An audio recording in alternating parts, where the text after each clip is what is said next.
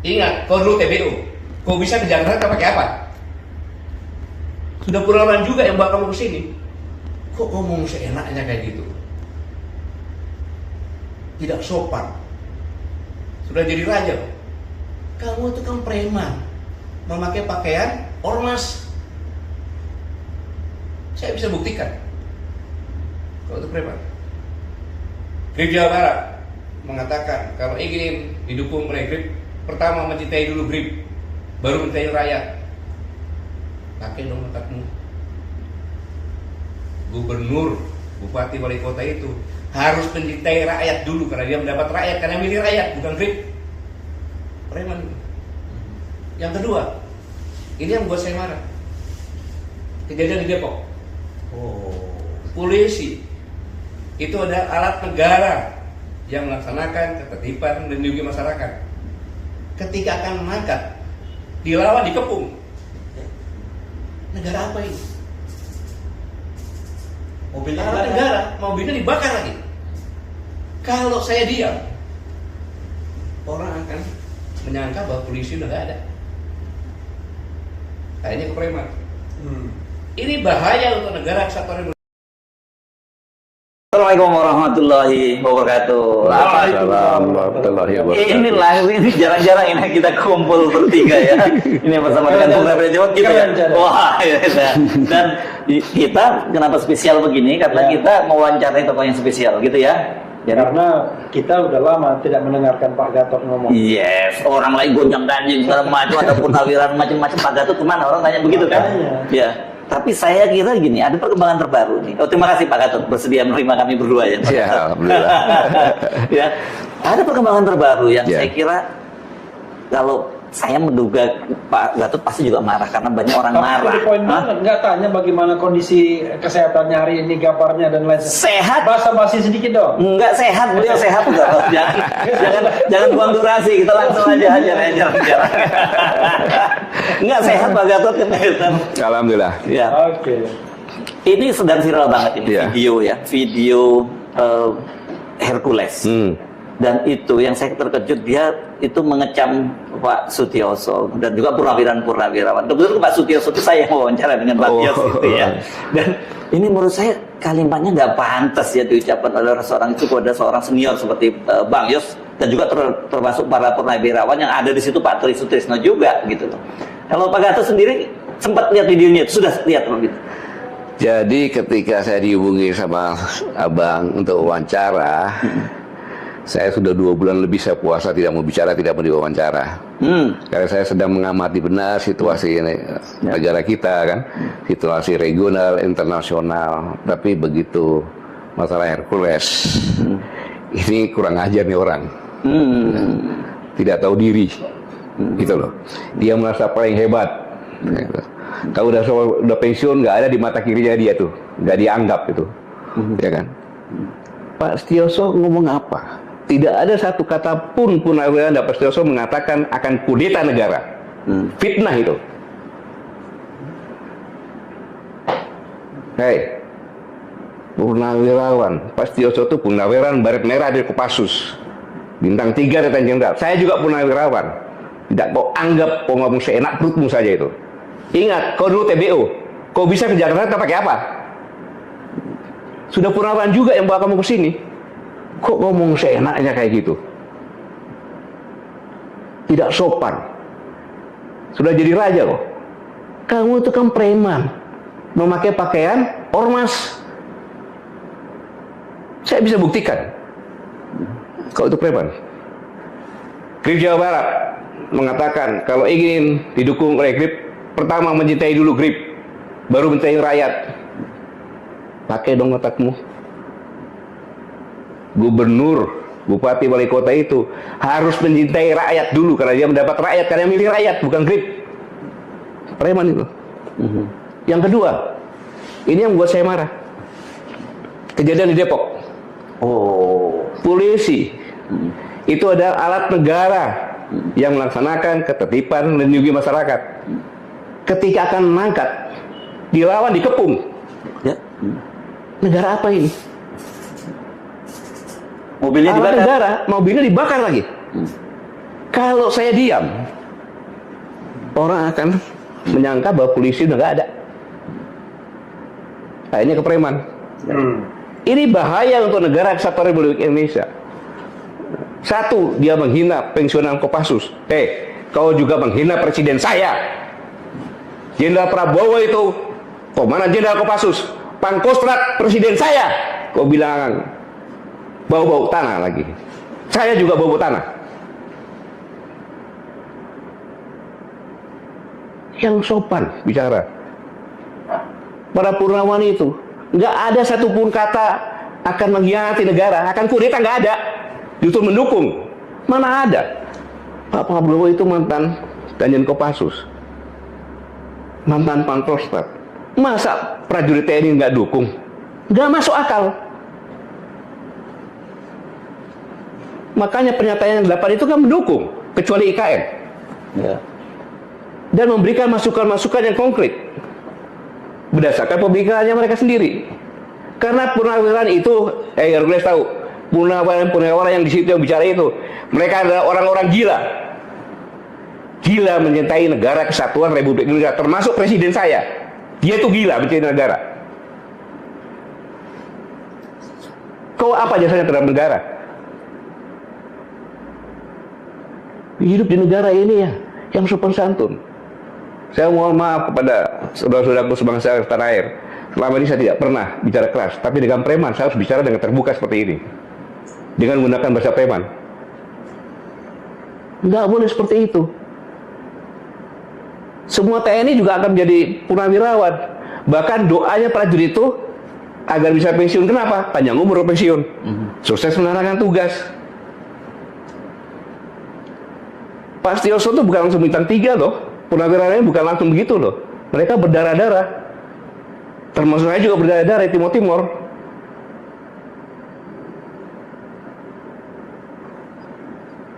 Dan yang lebih parah lagi, kalau negara sudah dikuasai preman, kehancuran akan terjadi. Itu, kehancuran akan terjadi. Kenapa? Kosnya akan tinggi. Mana ada preman cinta rakyat? Gak ada yang meres. Dengan keroyokan, meres rakyat. Nggak boleh. Negara tidak boleh ada premanisme, dan itu harus diberantas.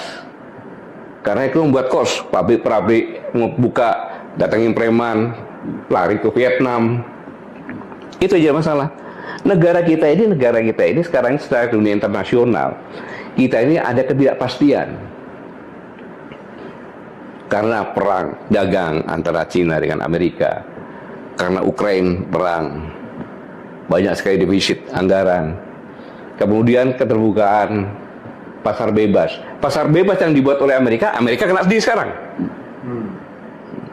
Nah, dalam kondisi seperti ini, maka persaingan inilah yang mengerikan. Bung Yesod dan Bung Habib, mengerikan negara kita ini. Kita memang, orang bilang kaya-kaya bagaimana?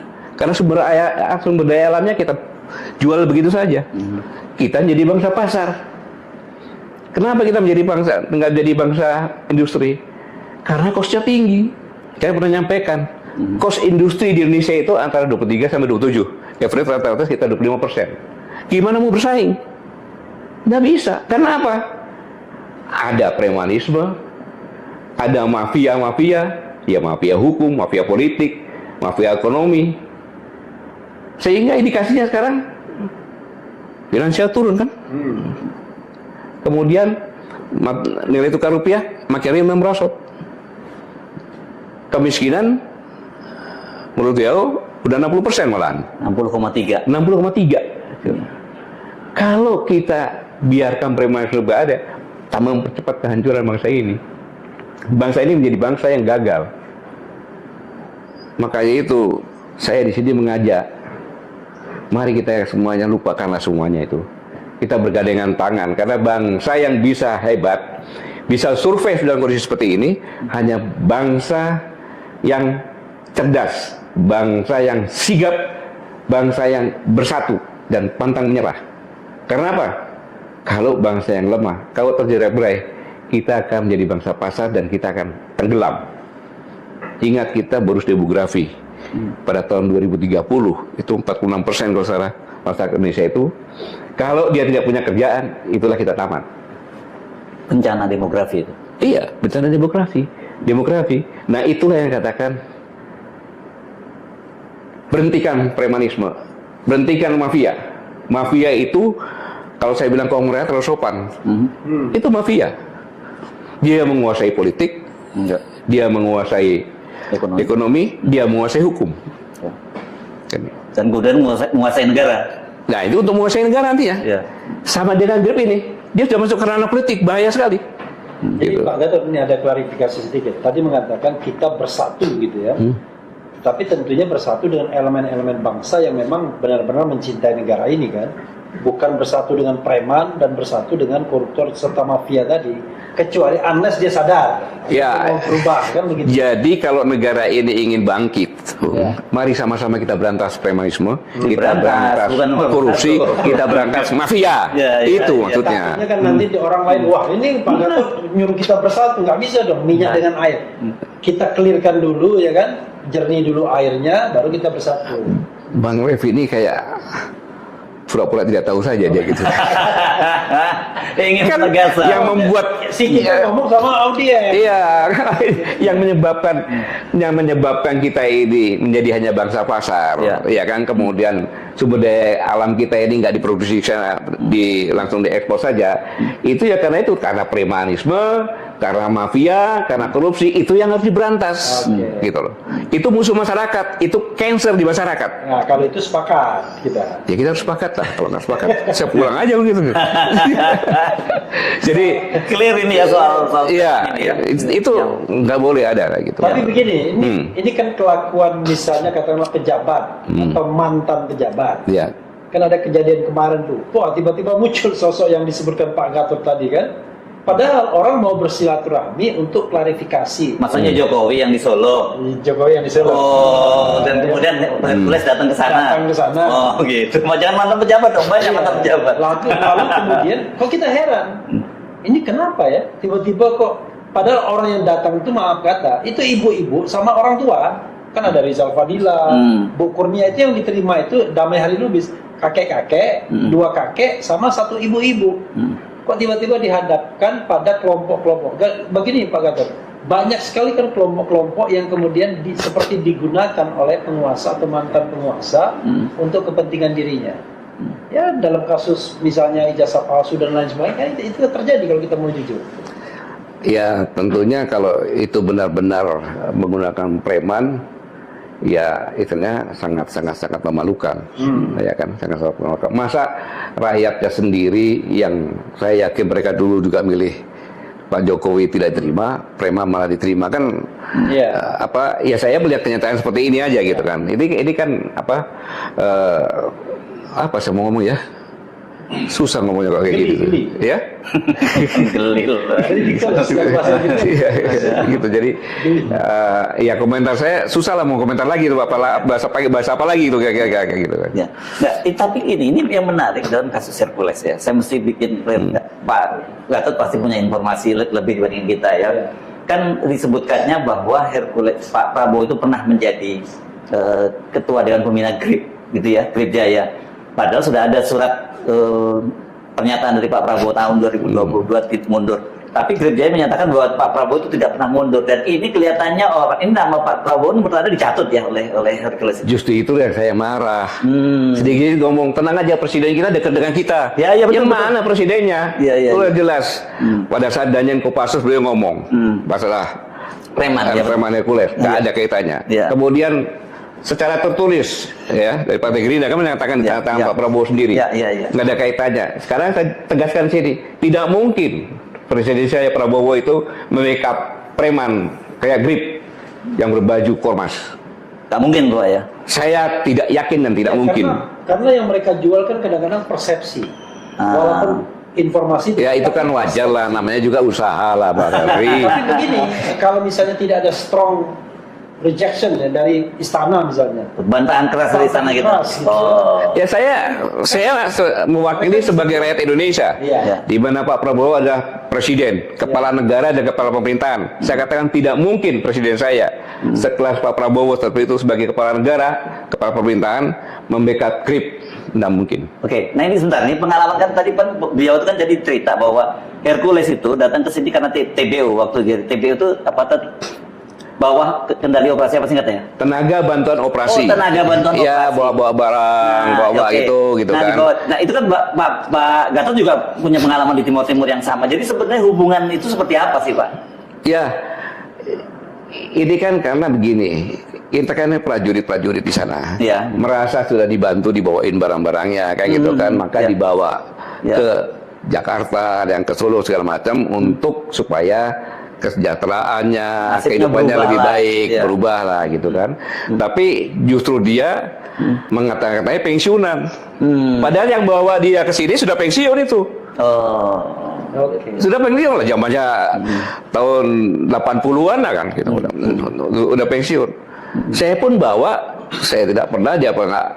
Saya bawa juga TBU. Bawa juga, Pak, ya? Bawa juga ke sini. Ya kan? Karena dia memang orang hebat. Waktu itu dia masih SMP kelas 1 gitu saya. Ke sini habis itu karena dia bandel di sekolah sama istri saya. Ngomongnya sekolah, tapi bawa bola dia. Bawa apa? Bawa bola. Bawa bola. Jadi begitu istri saya lagi di Timur Lagi kan, saya bolak-balik ke sana, ditanya sama sebagai orang tua kan dia kan, karena itu saya anggap sebagai anak saya. Dia nggak naik kelas. Lu kenapa? Nggak pernah sekolah katanya. Rupanya main bola, dimarahin kan gitu. Dia kaburlah ke orang tua saya di Solo. Oh. Iya, ketemu orang tua ya sama ke ayah saya kan. Ya. Dia tahu ke ayah saya main-main. Tiba-tiba dia udah menjadi orang ketika saya kasat. Dia ngadep saya, siapa kau? Saya tempelin aja dia, kurang aja kau. Dan dia nggak pernah bawa nama saya. Iya. Gitu. Oke.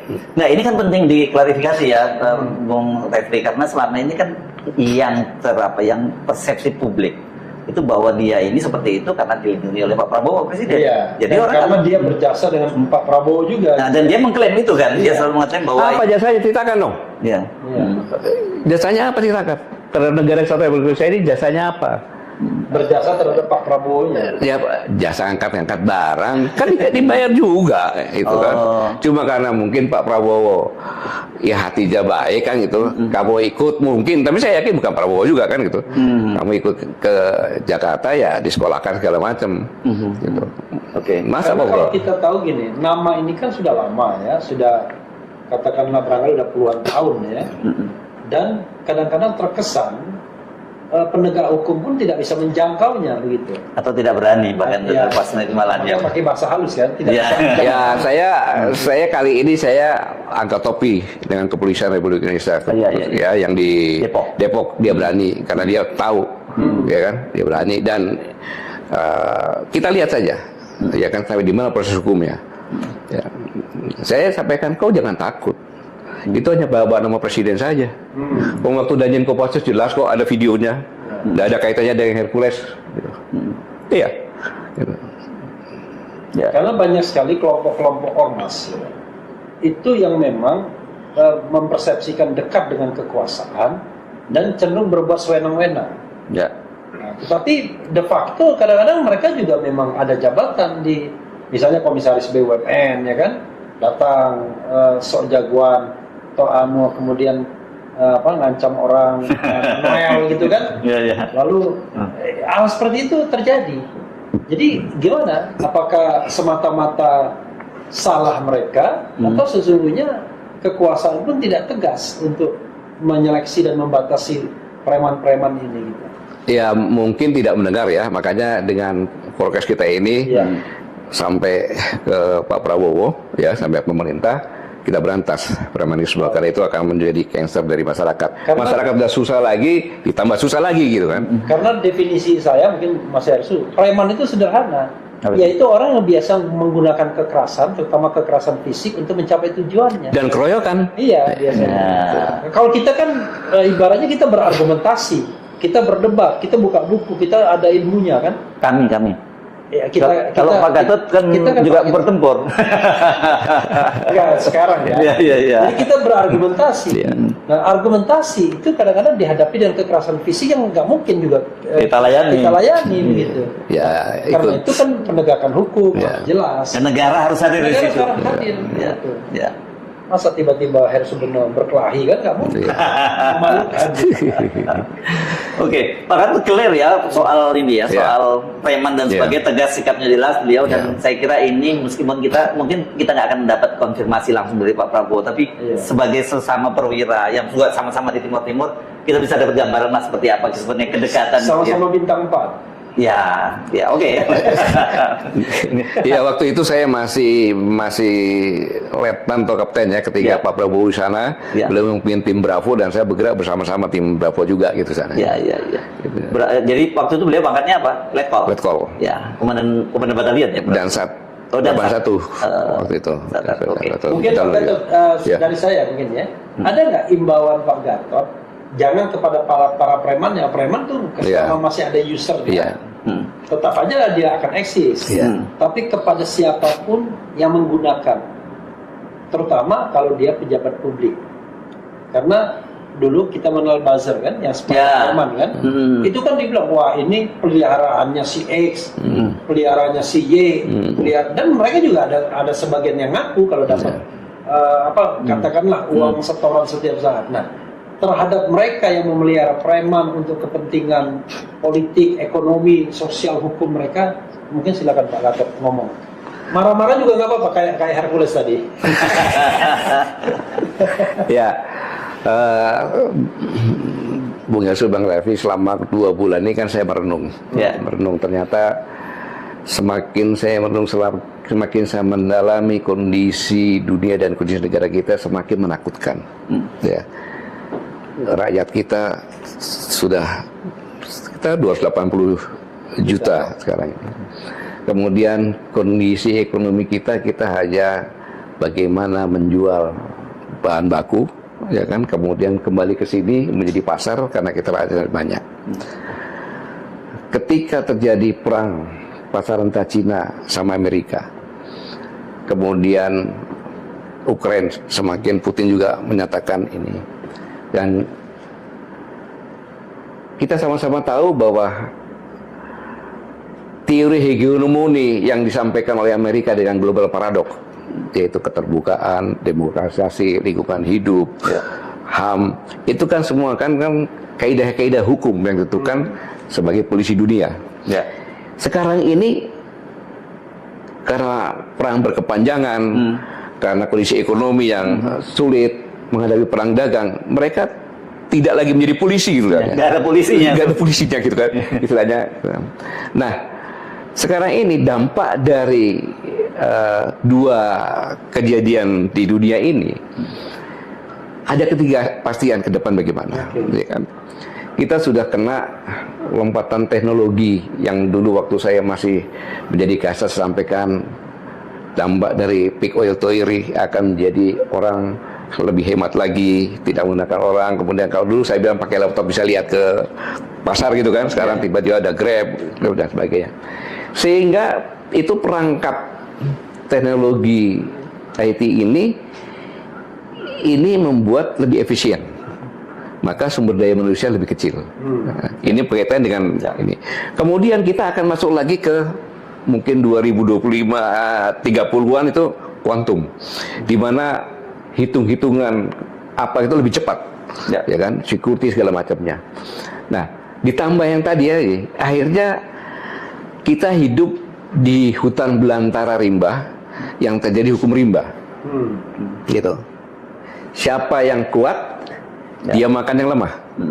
Siapa yang ekonomi kuat, yang ekonomi kuat adalah dia bisa memproduksi dengan low cost, kemudian dia bisa menggunakan high teknologi, kemudian dia bisa menghasilkan high performance atau barang yang bagus, ya. Kemudian dia bisa menjual dengan low price. Itulah yang jadi pemenang, gitu. Nah, kita sekarang ini yang saya sampaikan tadi, kita sudah high cost, ya kan, produksi. Kemudian tidak dibarengi dengan teknologi yang canggih, sehingga barang yang dihasilkan pun kualitasnya tidak tinggi, tetapi price-nya mahal. Siapa yang mau beli? Gitu. Dan ini semuanya kemakan dari dijadikan pasar oleh Cina. Nggak salah dia cari pasar sini. Kalau kita punya bargaining position yang bagus, kita ngomong dong, oh lu kesini dong barang-barang lu, ya kan, gue pakai merek pabrik gue, ntar gue jual ke sana, bagi-bagi keuntungan, kan bisa seperti itu. Tapi ya enggak kan gitu, jadi pasar. Nah ini dalam kondisi yang seperti ini, ya kan, bagi orang-orang tadi yang memelihara preman, saya minta sadarlah. Kita sama-sama berjuang bersama-sama, karena bangsa yang hebat adalah bangsa yang tangguh, bangsa yang cerdas, bangsa yang sikap menghadapi situasi, dan bangsa yang bersatu. Itu modalnya. Nah sekarang kita sama-sama bersatu untuk negara kita ini, kan? Apalagi preman terus dihilangkan, makanya korupsi dihilangkan. Semua kita rakyatnya bersatu, lawan itu premanisme, lawan itu mafia, lawan itu korupsi, mafia hukum segala macam, teriak semuanya sama-sama. Cocok. Salaman dulu kita. Oh, mau salaman deh. Oke, terima kasih. Belum. Ini ada soal kan dari kenapa kemudian ribut-ribut Hercules tadi itu ya. Itu karena sebenarnya dia kelihatannya pasang badan, kan ada 8 poin tadi yang Pak Gatot sebut ya, para purnawirawan itu. Yang paling diributkan sekarang itu kan memang poin ke-8 soal tuntutan agar Gibran itu ganti lah, dicopot. Dimakzulkan. Bahasa hukumnya gitu ya, dimakzulkan ya. Tapi bahasa di situnya dicopot Dan sebagainya. Pak Gatot sendiri memandangnya seperti apa? Apakah memang harus seperti itu? Ya kan gini, Bang Her, saya katakan mereka ini kadang saya katakan beliau ini senior saya, ya kan. Beliau ini kan senior saya yang gila semuanya itu, ya. Gila sangat mencintai negara kesatuan Republik Indonesia, itu poin yang pertama. Yang kedua, sama dengan saya, beliau ini sadar bahwa umurnya nggak panjang lagi. Ingin husnul khotimah. Nah, kenapa? Baru 52 kan sekarang. Ya, kenapa? Karena beliau dengan saya pernah bersumpah. Yang tidak bisa dihapuskan kapanpun juga, secara pribadi sumpahnya karena demi Allah saya bersumpah akan selalu setia kepada negara kesatuan Republik Indonesia yang berdasarkan Pancasila dan Undang-Undang Dasar 1945. Kekhawatiran terhadap negara ini dalam kondisi yang sekarang ini yang berkaitan dengan Gibran, itulah yang menyebabkan beliau itu bersuara. Kayak itu, ketakutan karena kecintaan pada negara untuk menyelamatkan negara, ya kan? Membantah silakan, ya kan? Membantah silakan, jangan menghina perorangan dong. Apalagi ngomong purnawirawan, saya kan purnawirawan, presiden saya juga purnawirawan dong. Siapa lu kan gitu? Saya pun kalau dikatakan, Pak Gatot itu kan non konstitusional, ya nggak ada masalah. Kan di argumen itu argumen yang dikatakan Bang Refli gunakan otak lah gitu, bukan gunakan otot gitu. Jadi kesimpulannya, saya berpikiran positif bahwa purnawirawan itu sangat cinta kepada negara dan khawatir beliau tahu situasi ancaman. Kalau nanti tidak disampaikan, tidak ikut berjuang, maka ketika dibangunkan nanti kan, ya dibangunkan, terus ketika apa?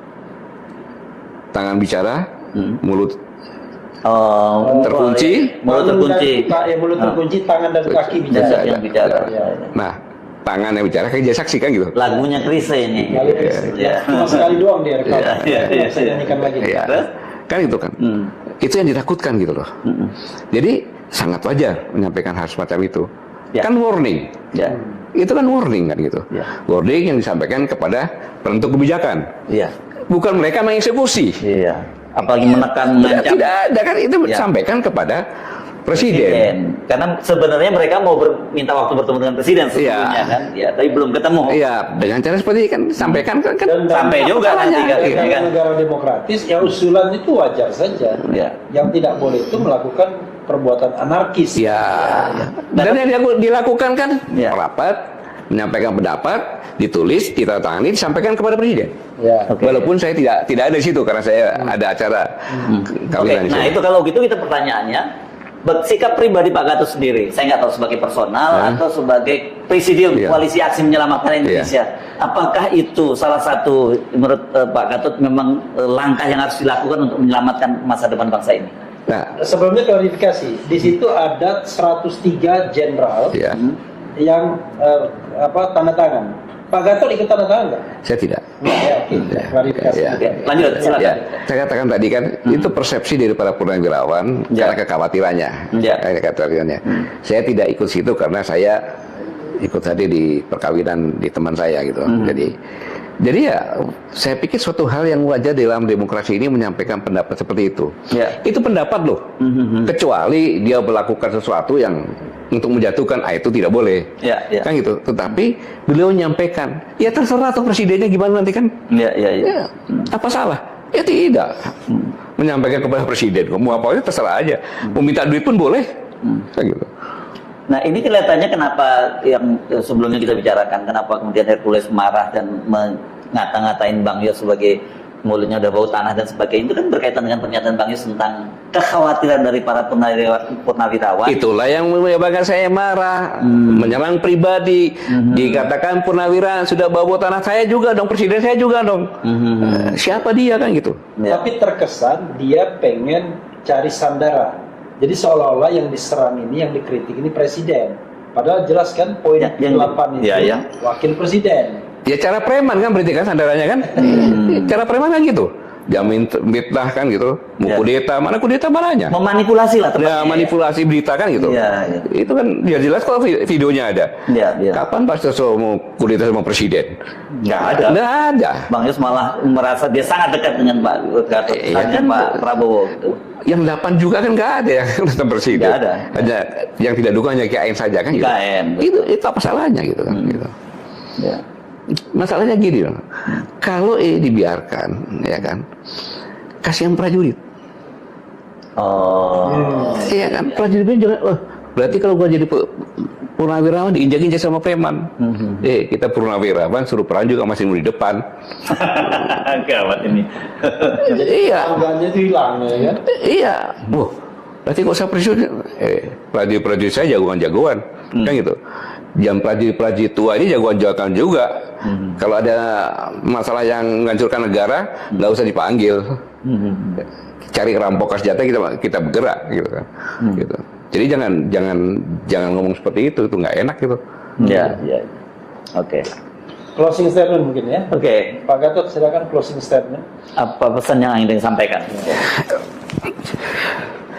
Baik saudara-saudaraku sekalian, tadi saya sudah nyampaikan bahwa negara kita ini bukan karena kita, tapi terancam dengan kondisi yang terkini karena dunia ke depan tidak ada kepastian dengan perang dagang, dengan kondisi Ukraina, tidak ada alternatif lain. Kita sekarang ini masih sama-sama kita bergandengan tangan, ya, bersatu ya, untuk memerangi premanisme, mafia tanah, mafia hukum, mafia politik, mafia ekonomi, korupsi, semua yang akan membuat negara ini rusak. Kalau kita tidak punya apa-apa dengan suara, kita serang pimpinan negara kita untuk minta berbuat agar bersama-sama dengan rakyat bersatu untuk memerangi yang tadi, mafia, premanisme, korupsi, dan yang akan merusak negeri ini. Saya yakin kita semuanya ada patriot bangsa, entah pria wanita. Mari kita bergandengan tangan, kita bersatu, selamatkan negeri ini. Terima kasih. Wassalamualaikum warahmatullahi wabarakatuh. Waalaikumsalam warahmatullahi wabarakatuh. wabarakatuh. Nah, sekarang kalau gitu bersalaman betul ini kita selesai ya. Oke, demikian tadi perbincangan kami. Ini kolaborasi antara yang keren dan cadas di sebelah saya, Refli Harun, bersama saya Rusminul Arif dan Saya Refli Harun. yes. Oke, kami mohon pamit. Wassalamualaikum Wassalamualaikum warahmatullahi